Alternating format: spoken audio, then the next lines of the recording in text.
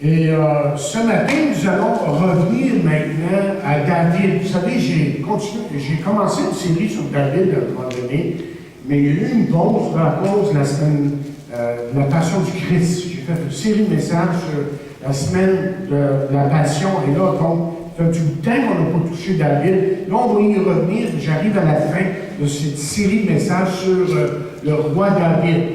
Et si vous avez vos Bibles, nous allons tourner dans 1er Samuel, 25e chapitre. Nous allons lire un roman, littéralement, là, c'est une sorte de roman qu'on lit.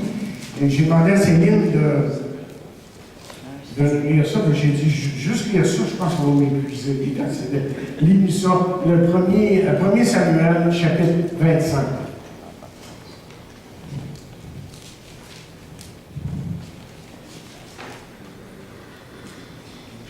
Alors, c'est la mort de Samuel, la méchanceté de Nabal et la sagesse d'Abigaïl. Samuel mourut. Tout Israël s'étant assemblé le pleura et on l'enterra dans sa demeure à Rama. Ce fut alors que David se leva et descendit au désert de Paran. Il y avait à Maon un homme fort riche, possédant des biens à Carmel. Il avait 3000 brebis et 1000 chèvres, et il se trouvait à Carmel pour la tonte de ses brebis. Le nom de cet homme était Nabal, et sa femme s'appelait Abigaïl. C'était une femme de bon sens et belle de figure, mais l'homme était dur et méchant dans ses actions. Il descendait de Caleb. David apprit au désert que Nabal tondait ses brebis. Il envoya vers lui 10 jeunes gens, auxquels il dit: Montez à Carmel et allez auprès de Nabal. Vous le saluerez en mon nom et vous lui parlerez ainsi.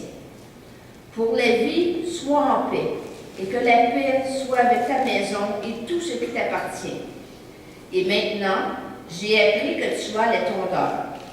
Or, tes bergers ont été avec nous ne leur avons fait aucun outrage, et rien ne leur a été enlevé pendant tout le temps qu'ils ont été à Carmel. Demande-le à tes serviteurs, et ils te le diront. Que ces jeunes gens trouvent donc grâce à tes yeux, puisque nous venons dans un jour de joie. Donne donc, je te prie, à tes serviteurs et à ton fils David ce qui se trouvera sous ta main. Lorsque les gens de David furent arrivés, ils répétèrent à Nabal toute sa parole au nom de David. Puis ils se turent. Nabal répondit aux serviteurs de David: Qui est David? Et qui est le fils d'Isaïe? Il y a aujourd'hui beaucoup de serviteurs qui s'échappent auprès de leur maître, et je prendrai mon pain, mon eau et mon bétail que j'ai tué pour mes tondeurs, et je les donnerai à des gens qui sont je ne sais d'où. Les gens de David rebroussèrent chemin. Ils s'en retournèrent et redirent à leur arrivée toutes ces paroles à David. Alors David dit à ses gens: Que chacun de vous saigne son épée. Et ils saignirent chacun leur épée. David aussi saignit son épée, et environ 400 hommes montèrent à sa suite. Il en resta 200 près des bagages. Un des serviteurs de Nabal vint dire à Abigaïl, femme de Nabal: Voici, David a envoyé du désert des messagers pour saluer notre maître, puis les a rudoyés. Et pourtant, ces gens ont été très bons pour nous. Ils ne nous ont fait aucun outrage, et rien ne nous a été enlevé tout le temps que nous avons été avec eux lorsque nous étions dans les champs. Ils nous ont nuit et jour servi de muraille, tout le temps que nous avons été avec eux, faisant paître les troupeaux. Sache maintenant et vois ce que tu as à faire, car la perte de notre mère et de toute sa maison est résolue. Il est si méchant qu'on ose lui parler. Abigaïl prit aussitôt 200 pains, 2 outres de vin, 5 pièces de bétail à prêter, 5 mesures de grains rôtis, 100 masses de raisins secs et 200 de figues sèches. Elle les mit sur des armes et elle dit à ses serviteurs: Passez devant moi, je vais vous suivre. Elle ne dit rien à Nabal, son mari. Montée sur un âne, Elle descendit la montagne par un chemin couvert. Et voici, David et ses gens descendaient en face d'elle, en sorte qu'elle les rencontra. David avait dit, « C'est bien en vain que j'ai gardé tout ce que cet homme a dans le désert, et que rien n'a été enlevé de tout ce qu'il possède. Il m'a rendu le mal pour le bien. Que Dieu traite son serviteur David dans toute sa rigueur, si je le laisse subsister jusqu'à la lumière du matin, qui que ce soit de tout ce qui appartient à Nabal. » Lorsqu'Abigaïl aperçut David, elle descendit rapidement de l'âne, tomba sur sa face en présence de David et se prosterna contre terre. Puis, se jetant à ses pieds, elle dit, « À moi la faute, mon Seigneur. Permets à ta servante de parler à tes oreilles et écoute les paroles de ta servante. Que mon Seigneur ne prenne pas garde à ce méchant homme, à Nabal, car il est comme son nom, Nabal est son nom. Et il y a chez lui de la folie. Et moi, ta servante, je n'ai pas vu les gens que mon Seigneur a envoyés. Maintenant, mon Seigneur, aussi vrai que l'Éternel est vivant et que ton âme est vivante, c'est l'Éternel qui t'a empêché de répandre le sang et qui a retenu ta main.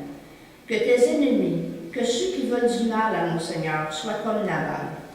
Accepte ce présent que ta servante apporte à mon Seigneur et qu'il soit distribué aux gens qui marchent à la suite de mon Seigneur. Pardonne, je te prie, la faute de ta servante, car l'Éternel fera à mon Seigneur une maison stable. Pardonne, car mon Seigneur soutient les guerres de l'Éternel, et la méchanceté ne se trouvera jamais en toi. S'il s'élève quelqu'un qui te poursuive et qui en veuille à ta vie, l'âme de mon Seigneur sera liée dans le faisceau des vivants auprès de l'Éternel, ton Dieu, et il lancera du creux de la fronde l'âme de ses ennemis. Lorsque l'Éternel aura fait à mon Seigneur tout le bien qu'il t'a annoncé et qu'il t'aura établi chef sur Israël, mon Seigneur n'aura ni remords ni souffrance de cœur pour avoir répandu le sang inutilement et pour s'être vengé lui-même. Et lorsque l'Éternel aura fait du bien à mon Seigneur, souviens-toi de ta servante. David dit à Abigaïl, « Béni soit l'Éternel, le Dieu d'Israël, qui t'a envoyé aujourd'hui à ma rencontre. Béni soit ton bon sens et béni sois-tu, toi qui m'as empêché en ce jour de répandre le sang et qui a retenu ma main. Mais l'Éternel, le Dieu d'Israël, qui m'a empêché de te faire du mal est vivant. Et si tu n'étais hâté de venir au-devant de moi, il ne serait resté qui que ce soit à Nabal d'ici à la lumière du matin. » Et David prit de la main d'Abigaïl ce qu'elle lui avait apporté et lui dit, « Monte en paix dans ta maison, vois, j'ai écouté ta voix et je t'ai favorablement accueilli. » Abigaïl arriva auprès de Nabal, et voici, il faisait dans sa maison un festin comme un festin de roi. Il avait le cœur joyeux et il était complètement dans l'ivresse. Elle ne lui dit aucune chose, petite ou grande, jusqu'à la lumière du matin. Mais le matin, l'ivresse de Nabal s'étant dissipée, sa femme lui raconta ce qui s'était passé. Le cœur de Nabal reçut un coup mortel et devint comme une pierre. Environ 10 jours après, l'Éternel frappa Nabal et il mourut. David apprit que Nabal était mort et il dit, « Béni soit l'Éternel qui a défendu ma cause dans l'outrage que m'a fait Nabal et qui a empêché son serviteur de faire le mal. L'Éternel a fait retomber la méchanceté de Nabal sur sa tête. »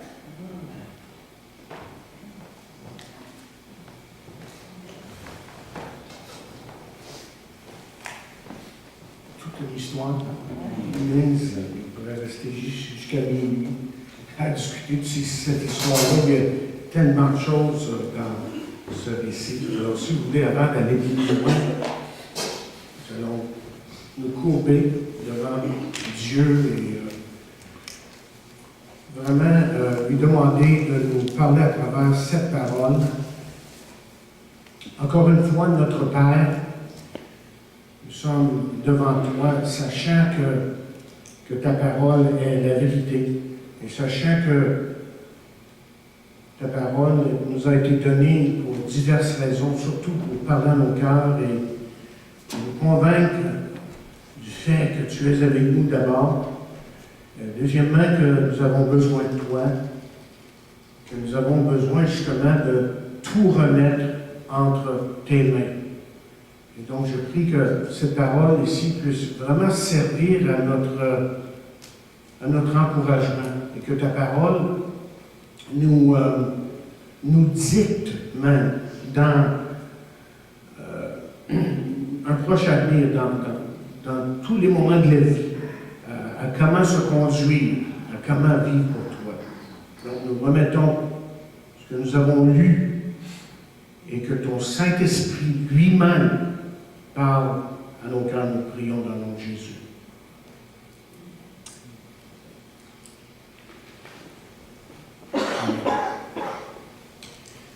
Bien, ce matin, nous avons, comme j'ai dit au début, une histoire qui se lit comme un roman. Il y a les personnages, il y a le complot et le dénouement de cette histoire. Et la différence avec cette histoire ici et les romans que vous pouvez acheter dans vos librairies est que Dieu fait partie intégrante ici de ce récit que nous avons lu il y a quelques instants. Et vous savez, la tragédie de l'histoire humaine, c'est que l'homme met Dieu de côté trop souvent. Et le résultat, c'est que le mal est comme amplifié autour de nous de plus en plus, puisque l'homme, foncièrement, pour la majorité, marche sans Dieu. Et il est important pour nous de comprendre et de constater que l'homme sans Dieu là, ne peut pas s'en sortir lui-même. Autant qu'il veut le faire, il ne peut pas s'en sortir, que ce soit moralement ou spirituellement. Et justement, la parole de Dieu nous dit au pluriel, parce que c'est la Trinité ici qui parle, faisons l'homme à notre image. Vous voyez, l'homme a été créé justement pour être à l'image de Dieu, pour être en étroite communion avec Dieu. Mais vous le savez, je le sais, ce n'est pas une nouvelle histoire pour la plupart de nous. Le péché est venu, que le péché a brisé cette communion, cette relation. Et c'est pour ça que la Bible nous dit clairement, de façon sans équivoque, ceci. Il y a un seul Dieu et aussi un seul médiateur entre Dieu et les hommes, Jésus-Christ homme, qui s'est donné lui-même en rançon pour nous. Si vous ne l'avez pas souligné déjà dans votre Bible, c'est dans 1 Timothée, 2e chapitre, verset 5, c'est un verset extrêmement important à connaître et aussi à réaliser dans nos vies. C'est-à-dire que la question que vous pouvez vous poser en ce début de message, c'est est-ce que vous connaissez vraiment Jésus-Christ comme votre Sauveur et Seigneur?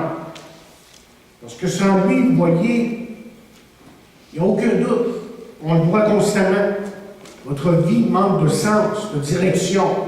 Vous êtes en quelque sorte comme un poisson qui est sorti de l'eau, qui se débat pour revenir dans l'eau, mais incapable de le faire. C'est pour ça que Jésus-Christ est le seul qui peut vraiment faire une différence dans votre vie ce matin, aujourd'hui. J'ai dit il y a quelques semaines, et je le répète, que David avait gagné tout au long de sa vie plusieurs combats. Il y avait l'ours, le lion, il y avait les Goliaths, il y avait sa colère, il y a même eu ses doutes à un moment donné. Il y a eu cette vengeance qu'il aurait voulu sévir sur Saül à un moment donné, parce que Saül voulait, comme vous le savez, le tuer. Mais maintenant, David avait à apprendre, à ce stade-ci de sa vie, une autre leçon. Il n'est pas encore roi, là. Il va le devenir tantôt. Il y avait des leçons à apprendre. Et cette leçon, c'est une leçon que vous et moi, qu'on a besoin de réapprendre jour après jour, semaine après semaine. Et voici la leçon. Il est impossible, voire même dangereux, de vivre en comptant sur les victoires, ou si vous voulez, les expériences d'hier. Et dans le chapitre précédent, chapitre 24, David, comme vous le savez, avait vaincu l'esprit de vengeance. Vous pouvez écouter ce message sur le Facebook de l'Église dans YouTube. David avait cette chance ou cette occasion, si vous voulez, de se venger à un certain moment. Mais dans ce chapitre ici, ce que nous allons découvrir, c'est que David sera jusqu'à un certain point là, vaincu par la chose qu'il avait vaincue au chapitre 24. Et seule l'intervention d'une femme a pu éviter le pire pour lui. Et c'est pour ça que j'ai choisi d'intituler ce message « La femme qui a sauvé David ». La femme qui a sauvé David. Et je répète ce que j'ai dit. Il est impossible, voire même dangereux, de vivre en comptant sur les expériences ou les victoires d'hier. Et gloire à Dieu pour ce qui s'est passé hier. Mais c'est plus suffisant. Donnons-nous un arrière-plan. On se rappelle que depuis la caverne d'Adullam, que plusieurs centaines d'hommes ont décidé de suivre David. Ils étaient maintenant unis sous un même chef, ayant un même but. Et David nous dit la parole de Dieu au début de ce chapitre. La Bible nous dit qu'il est dans le désert de Paran avec ses hommes. Et pourquoi était-il dans le désert? Bien, David était en ce lieu pour protéger les brebis contre les attaques probablement des Philistins et d'autres. C'était, vous voyez, la saison chaude et un temps que les bergers tondaient leurs brebis. Et c'est à ce moment-là, vous voyez, que les bergers, avec leurs troupeaux, étaient les plus vulnérables face à leurs ennemis. On se souvient bien là, que David avait aussi été un berger, peut-être, puis s'occupait encore de brebis, mais donc il comprenait bien la complexité de ce travail, et David comprenait bien le danger qu'il y avait à faire ce travail. Donc, c'était normal, voyez, aussi pour David d'offrir, sans qu'on le lui demande, la protection pour ses bergers, pour le brebis, David. Donc, le temps de la tonte était un temps important, mais c'était aussi un temps de célébration, comme on a vu dans le texte, un peu comme Noël. Donc, il semble que David et ses hommes protégeaient le troupeau d'un dénommé Nabal. Et après que le tout était terminé, il aurait été, vous voyez, tout à fait normal que Nabal récompense David d'avoir protégé ses brebis. Et c'est justement là où le problème est arrivé. Regardons aux personnages principaux pour un instant. Juste avant d'aller plus loin, regardons les acteurs ici qu'on trouve dans notre récit. Il y a d'abord Nabal. Et il faut penser que Nabal n'était pas l'homme le plus populaire dans le quartier, dans la région. C'était, selon le texte, un homme méchant, dur et un fou. C'était un homme égocentrique, qui vivait que pour lui-même, qui vivait, comme j'ai souvent dit, c'est souvent une caractéristique de notre temps, comme si Dieu n'existait pas. Comme si Dieu n'était pas là. Excusez. Ensuite, il y a Abigail. Abigail, c'est une femme qui est complètement contraire à lui. Et peut-être que la question vous vous demandez, mais comment ça se fait qu'elle a marié un type comme ça? Il faut comprendre dans ce temps-là que les mariages étaient arrangés. Et lorsqu'on se mariait, on mariait celui qu'on avait choisi. Mais ce qu'on découvre d'Abigail, c'est qu'Abigail était une femme intelligente et sage. C'était en plus une très belle femme, nous dit la parole de Dieu extérieurement, mais nous allons découvrir ensemble qu'il y avait une beauté dans cette femme intérieure. Ce qui est beaucoup plus important d'elle. Le troisième personnage, c'est David. Pas le moins, quand même. Mais je me permets cette question. Avez-vous remarqué qui manque ici? Mais la parole de Dieu nous dit au verset 1 que Samuel est mort. Et probablement que Samuel est mort tout simplement de vieillesse. Il était vieux quand même.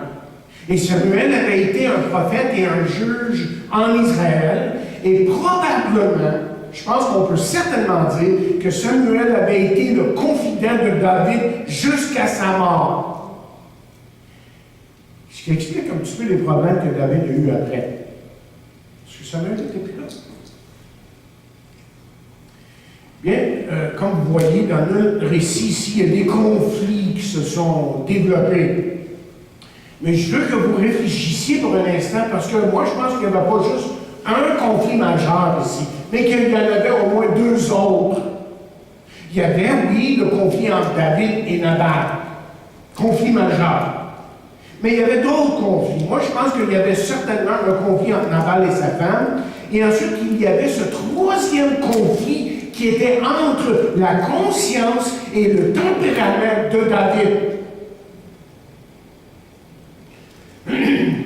Comme j'ai dit, Nabal et Abigail, comment tu l'as prononcé? Abigail.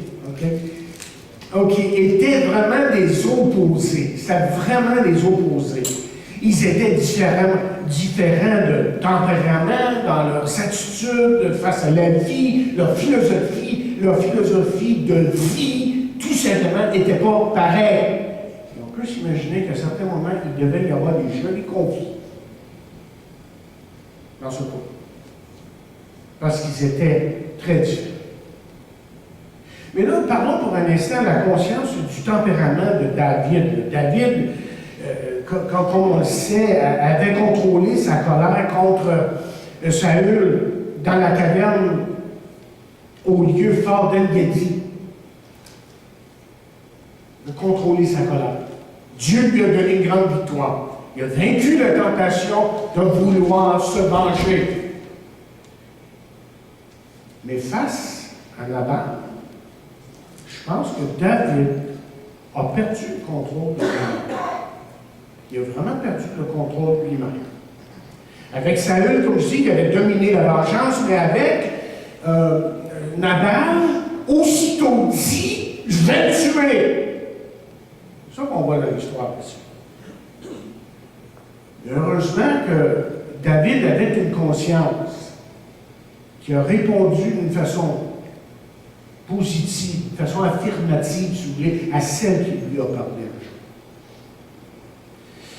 Avec l'idée de tuer Nabal, David se dirigeait, moi je suis convaincu, vers une tragédie dans sa vie. Ça aurait peut-être tout affecté, tout son futur règne et tout le reste.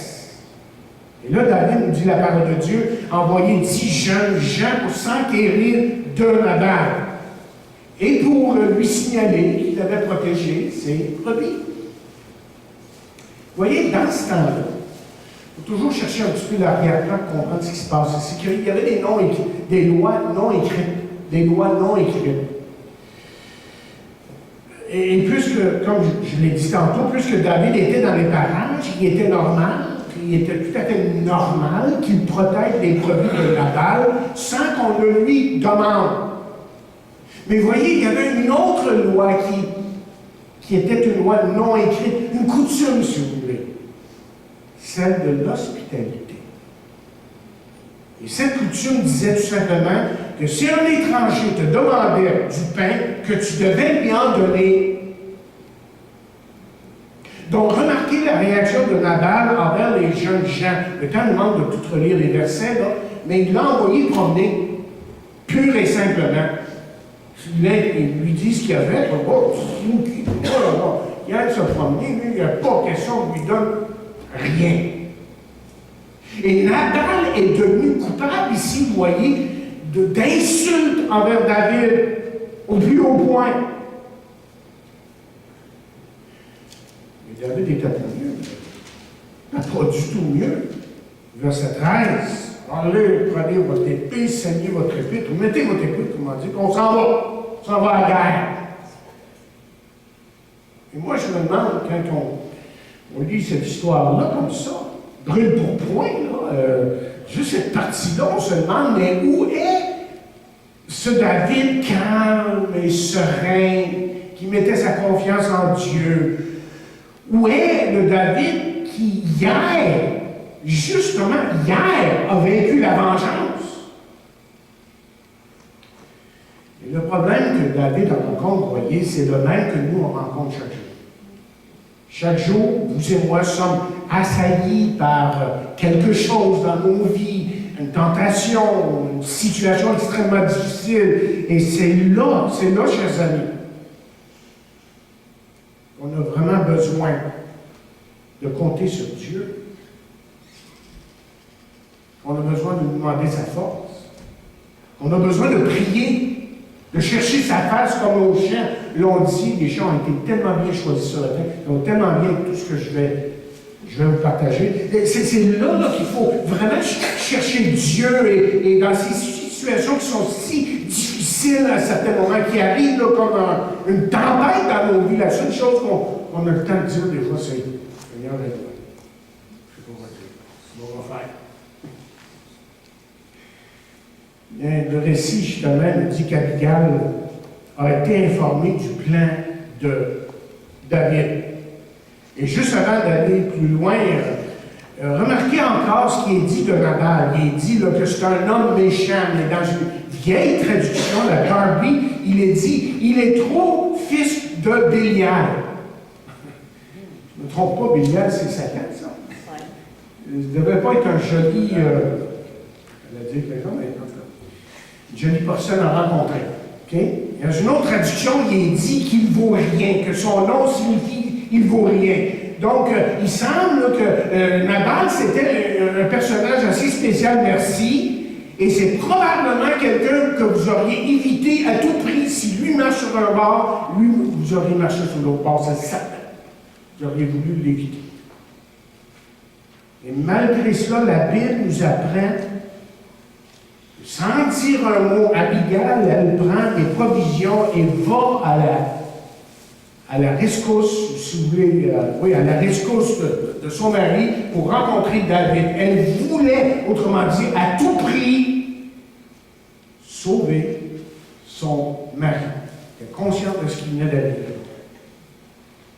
Et je veux ce matin que vous voyez la loyauté de cette femme aussi, là, parce que, humainement parlant, là, je pense que tu sais, dans le fond, elle n'aurait pas fait grand-chose pour elle, ça ne l'aurait pas tellement affecté s'il aurait pu être là. En tout cas, je parle, c'est juste une idée que je me fais, tu sais. Je veux dire, quand vous voyez la description qu'on donne de Nabal, méchant, fils de Bélial, wow, ça devrait être tout un numéro, ça. Wow, pas facile, là. Mais ce geste qu'Abigail pose nous dit beaucoup sur elle. Sur la qualité de cette femme. Parce que je vois ici justement une femme qui est selon le cœur de Dieu. Autant qu'on peut dire que David était l'homme selon le cœur de Dieu, mais ici on a une femme qui est vraiment selon le cœur de Dieu. Et n'est-ce pas qu'on a autant besoin de femmes selon le cœur de Dieu que d'hommes sont selon le cœur de Dieu? Je pense que oui. J'ai réfléchi un petit peu plus loin sur ce texte cette semaine, mais là, j'ai vu d'autres choses ici. J'ai vu qu'Abigail, par ses ajustements, qu'elle réitère quelque chose qui est très important pour Dieu. Et Jésus a été confronté à ça, lui aussi, dans Marc 10, lorsqu'on lui a demandé qu'est-ce que lui pensait du divorce. Il parlait d'une lettre qu'on remettait à une femme qu'on voulait divorcer. Et là, on a essayé de montrer à Jésus que peut-être que ton opinion ne vaut pas plus qu'un autre, etc. Mais ce qui est ressorti de Marc 10 et ce qui ressort ici de cette femme, c'est tout simplement ceci. Que le mariage selon Dieu se veut permanent. C'est ça qui arrive ici. Autant que pour Jésus dans Marc 10 et pour cette femme ici. Vous voyez, je vous dis ça ce matin parce qu'à travers les années dans mon ministère, je peux vous dire souvent que j'ai rencontré des femmes chrétiennes qui viennent me voir pour des conseils. Là. Puis là, c'est comme si elles examinaient pour voir s'il y aurait une bonne raison pour laisser leur mari. Pasteur, y a-tu quelque chose qui fait là, que je pourrais laisser mon mari et puis, tu sais, ça va vraiment mal, puis aide-moi là, parce que je veux voir clair, je veux faire la volonté de Dieu, mais en réalité, c'est parce qu'elles veulent tout lâcher. Et des fois, c'est arrivé sur l'autre bord. Pas juste rencontrer. C'est arrivé sur l'autre bord. Alors, laissez-moi vous demander, devant la situation que vous vivez, qui peut-être est difficile pour vous, j'en conviens, quelle est votre attitude?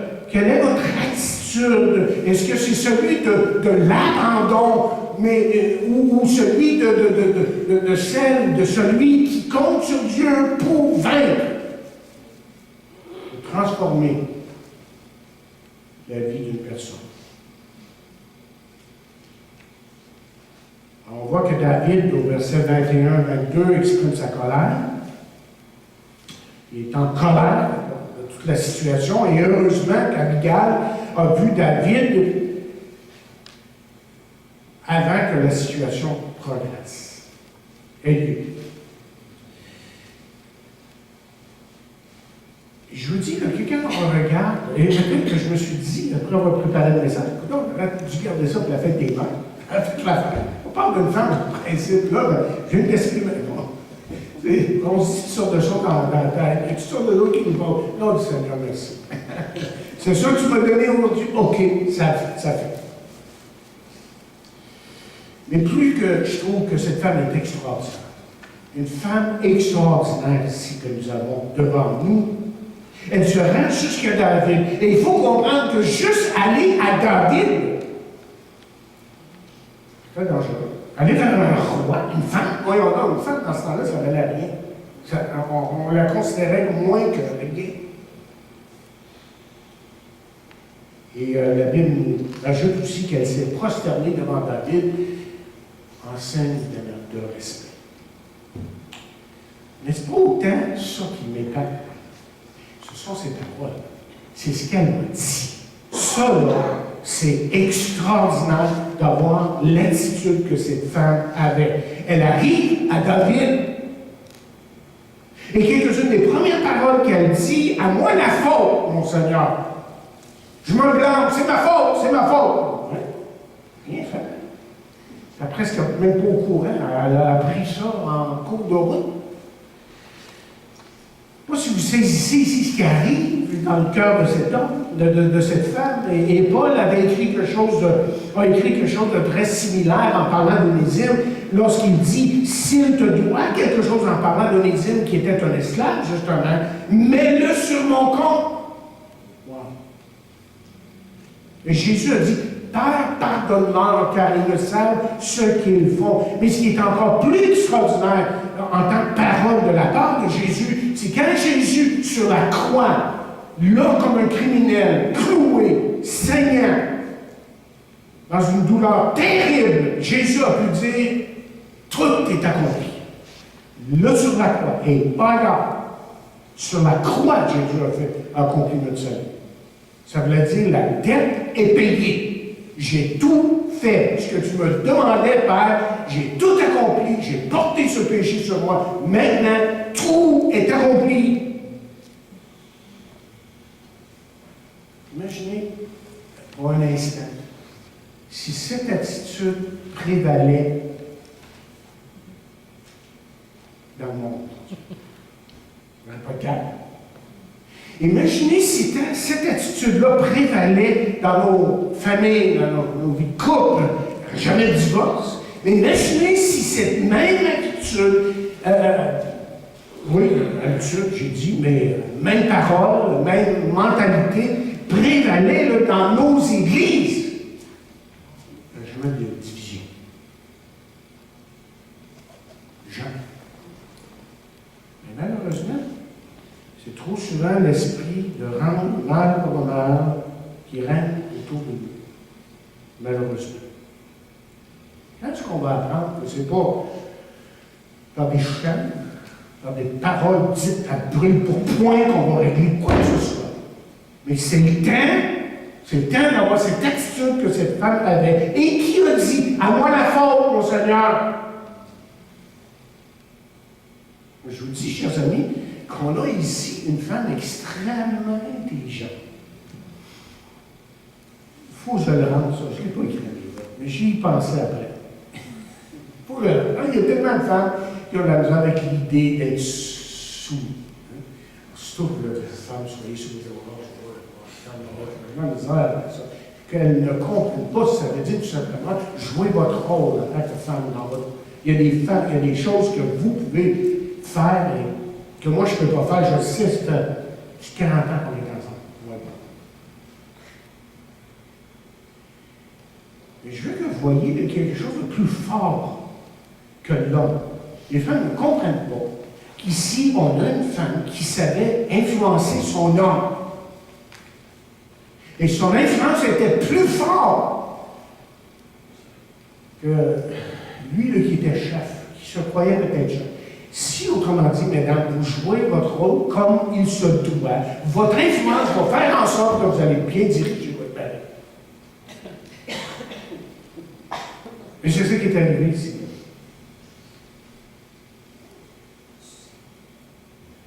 Je veux que vous voyez là, ce qui est dit au verset 25. Parce qu'on devrait lire, il dit que mon Seigneur ne prenne pas ce méchant homme à Nabal, pas garde à ce méchant homme à Nabal, comme il est son nom Nabal.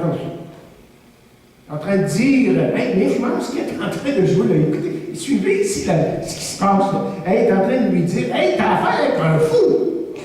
Tu le comprends-tu? Et vous savez ce qui est arrivé à partir de ce moment-là? David était complètement désarmé.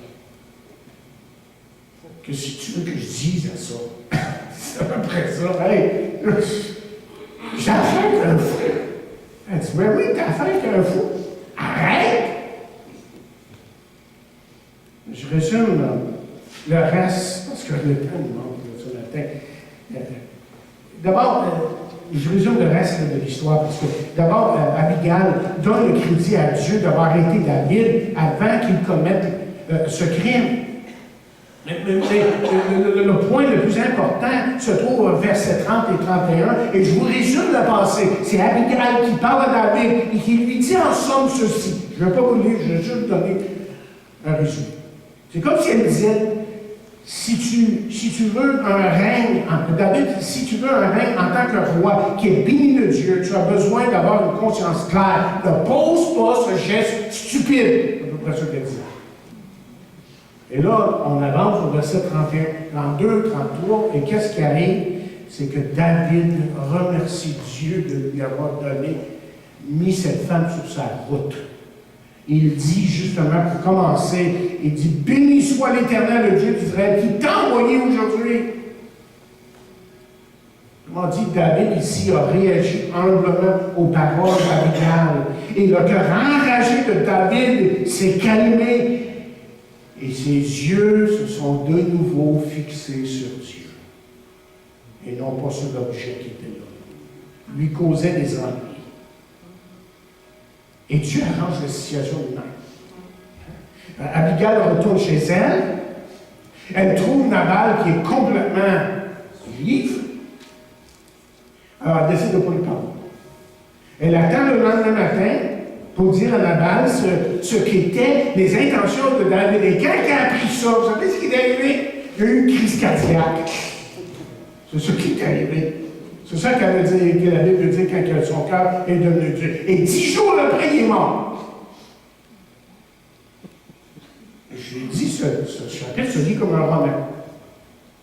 Donc David, vous voyez, est encore, malgré cet incident, cet homme qui est selon le cœur de Dieu. Oh, il n'est pas parfait. Loin de là. Mais c'est un homme qui en a. Et on le voit ça à travers ces psaumes, le psaume 51, il est tellement merveilleux, il se repent. Mais il se repent vraiment d'avoir offensé Dieu, le mal qu'il a fait. Et c'est ça que Dieu cherche aujourd'hui. Dieu cherche des hommes et des femmes qui sont comme ça. Pas plus, pas moins. Des femmes, des hommes qui soient humbles. Laissez-moi terminer avec 4 choses. C'est Chuck Swindoll, dans son livre 3 Steps Forward et 2 Steps Back, 3 pas en avant. au pas par en arrière. Et là, il nous donne 4 conseils.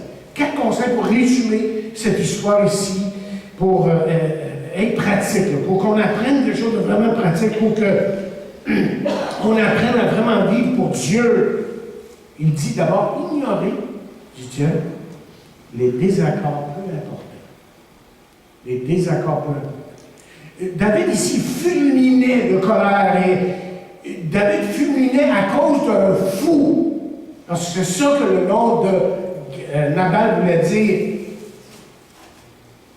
Peut-il, la fois que vous mettez en colère pour des rien, que si vous preniez le moindrement un recul, vous dites, non, pas important ça. Pourquoi je m'en fais avec ça? Et c'est justement la stratégie de Satan. Ça, c'est sa stratégie envers vous. C'est la stratégie de la charge. Je ne vais pas tout attribuer à Satan comme au démon. Je ne peux pas rentrer dans cette histoire-là. Et c'est vrai que lui rôde autour de nous comme un lion rugissant, sachant voir ce qu'il pourrait nous faire et tout ça. Mais il y a aussi notre chair, on peut dire au nom, aux deux même. Mais la stratégie de Satan, vous savez, c'est quoi la stratégie de Satan? Je vais vous dire, c'est de vous rendre inutile.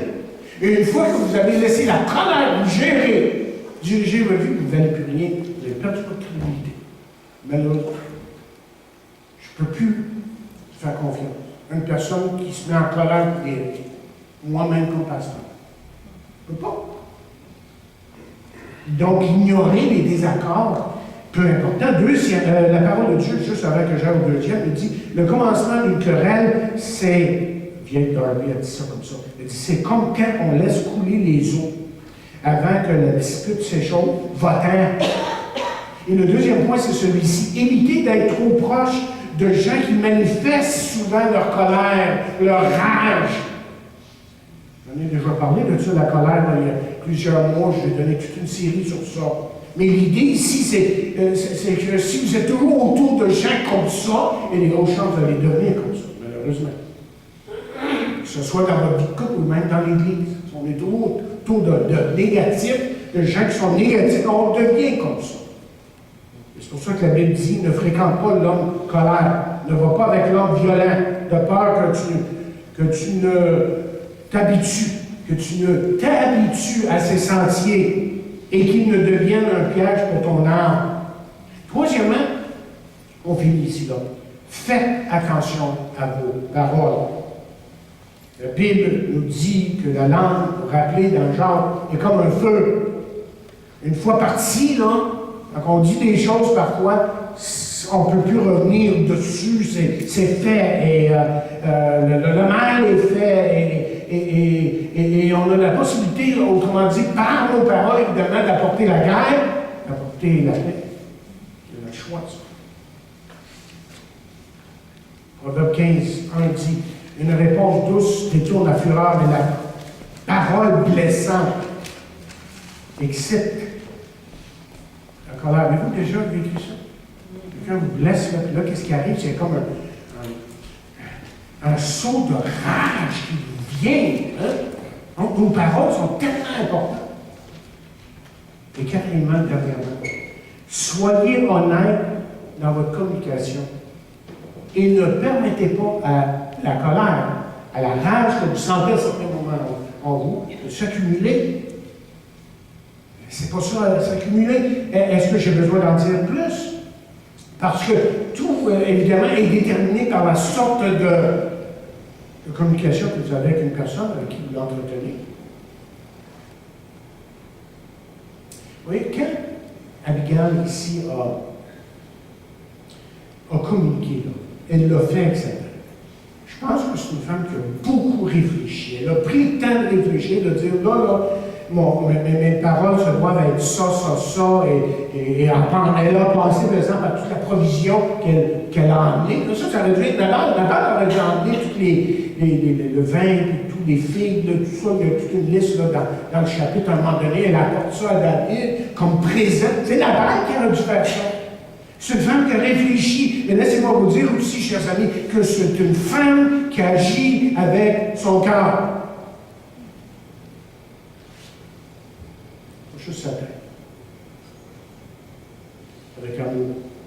La fureur, dit la parole de Dieu, est cruelle, et la colère déborde, mais qui subsistera devant la jalousie? Mieux vaut une réprimande ouverte qu'un amour caché. Et Gall ici a osé de parler de David.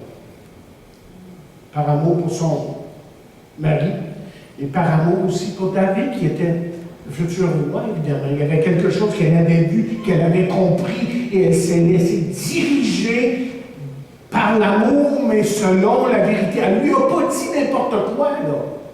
Elle n'a pas essayé de cacher quelque chose, puis dire, oh, tu sais, fais attention, tu sais, puis tu sais, non, elle a dit brûle pour point, voici la situation, je te le dis, si tu fais ça, c'est dangereux.